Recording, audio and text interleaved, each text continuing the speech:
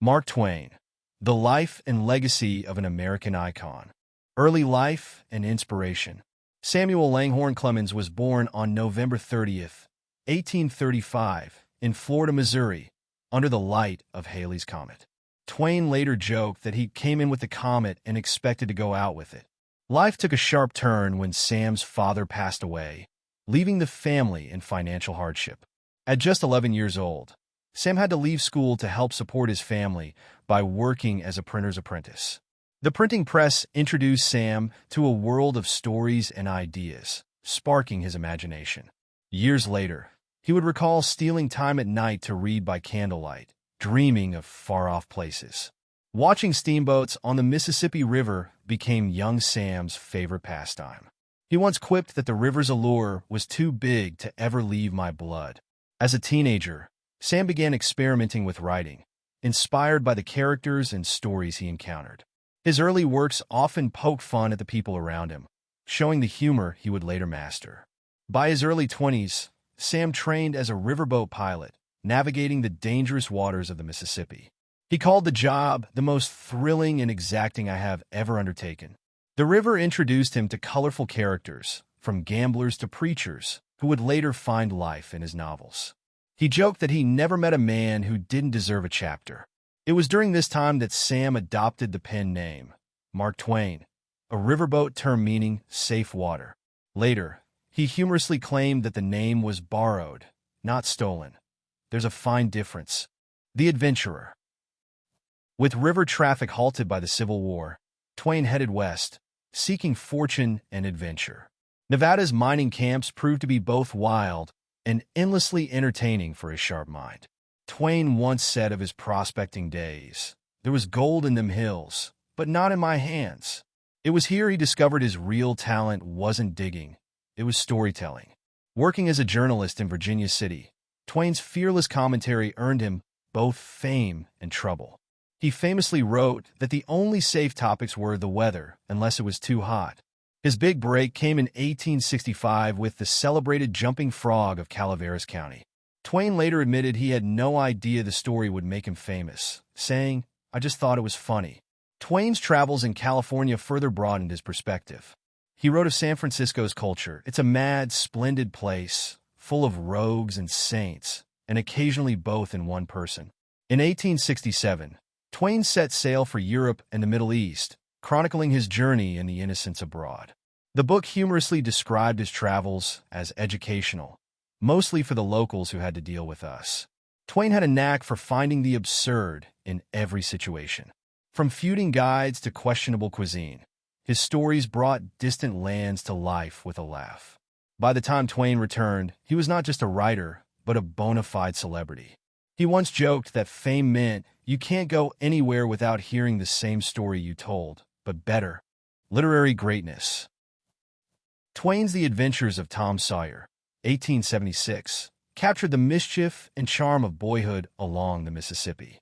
Twain said Tom was a mix of Three Boys I Knew and Myself on My Worst Days. Its sequel, The Adventures of Huckleberry Finn, 1885, was more than an adventure. It was a bold critique of American society. Twain famously said, "A sound heart and a deformed conscience. That is the real struggle in Huck Finn." Twain's humor softened the sharpness of his social critiques, making them accessible to a broad audience. He remarked, "If you're going to tell the truth, you better make them laugh, or they'll kill you." Beyond novels, Twain was a prolific essayist, lecturer, and humorist. He once claimed his secret to great speeches was simple: say nothing but say it well. Twain's financial success allowed him to pursue ambitious ventures, including the ill-fated Page typesetting machine. He joked that the machine had a brain too big for its own good, and mine. Despite financial setbacks, Twain's creativity never faltered. Books like A Connecticut Yankee in King Arthur's Court showcased his wit and willingness to take risks. Twain had a way of turning even his failures into memorable stories. He quipped, "I am an old man and have known a great many troubles, but most of them never happened." By the late 19th century, Twain had cemented his place as one of America's greatest storytellers. He said of his success, "It's amazing what you can achieve by accident if you're stubborn enough." Twain's personal life and challenges. Twain's marriage to Olivia Langdon in 1870 brought stability and moral grounding to his life. He once called her the best editor I ever had, though she never let me forget it. Together, they raised 4 children, filling their home with love and laughter. Twain fondly remembered bedtime stories as the only audience that didn't criticize. However, tragedy struck when 3 of their children died young, leaving Twain devastated. He wrote, "Grief is a house with too many rooms, and not enough laughter to fill it." Financial troubles compounded Twain's grief. After declaring bankruptcy, he embarked on a world lecture tour, saying, "If you can't laugh at yourself, someone else will do it for you." Despite the hardships, Twain's lectures were wildly popular. He joked that his secret to success was to stand up, speak up, and then shut up before they throw things. Livy's support helped Twain channel his struggles into his writing. He called her the backbone of my sanity and my stories. Twain's later works, such as The Mysterious Stranger, reflected his deeper philosophical musings. He described them as stories for the part of you that wonders why. Through his personal trials, Twain showed the resilience of a storyteller who could find humor even in sorrow. He once said, "The world owes you nothing, but you can always steal a good story from it." Twain's role as a social critic. Twain's sharp pen often turned to society's greatest injustices, including racism and imperialism. He once declared, "The truth has no defense against a fool determined to believe a lie." King Leopold's soliloquy exposed the atrocities in the Congo, earning Twain both praise and controversy. He quipped that satire was the only weapon left when the sword is too blunt. In The Adventures of Huckleberry Finn, Twain tackled America's moral failings head-on. He called Huck's journey an experiment in finding a soul where there wasn't supposed to be one. Twain's critiques extended to organized religion, which he often lampooned. He remarked, "Faith is believing what you know ain't so, and some folks are better at it than others." His humor made his critiques accessible, encouraging readers to reflect on societal flaws without feeling lectured. Twain believed a joke is a serious thing when it's done right. Twain wasn't afraid to speak out publicly on issues like women's rights and freedom of the press. He said, "Courage is resistance to fear, mastery of fear, not absence of it." His fearlessness inspired others to question the status quo and demand justice. Twain called this the first step toward progress, getting uncomfortable.